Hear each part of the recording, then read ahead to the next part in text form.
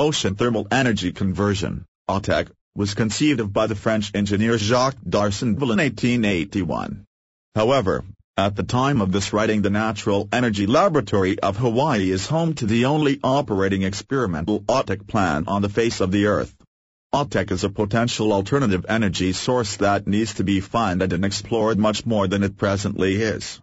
The great hurdle to get over with OTEC implementation on a wide and practically useful level is cost.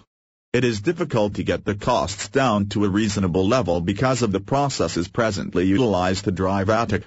Ocean thermal energy would be very clean burning and not add pollutants into the air.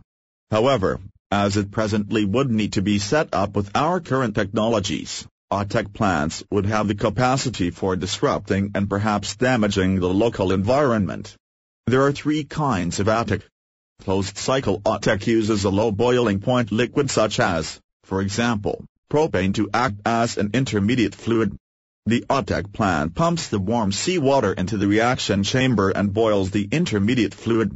This results in the intermediate fluid's vapor pushing the turbine of the engine, which thus generates electricity. The vapor is then cooled down by putting in cold seawater.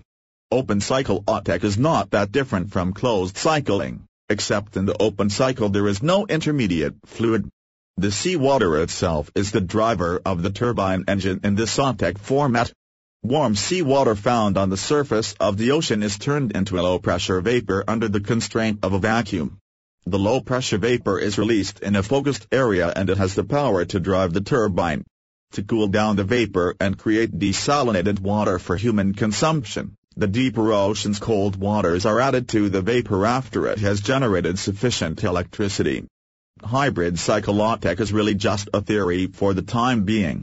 It seeks to describe the way that we could make maximum usage of the thermal energy of the ocean's waters. There are actually two sub-theories to the theory of hybrid cycling. The first involves using a closed cycling to generate electricity. This electricity is in turn used to create the vacuum environment needed for open cycling. The second component is the integration of the open cycling such that twice the amount of desalinated, potable water is created that with just one open cycle.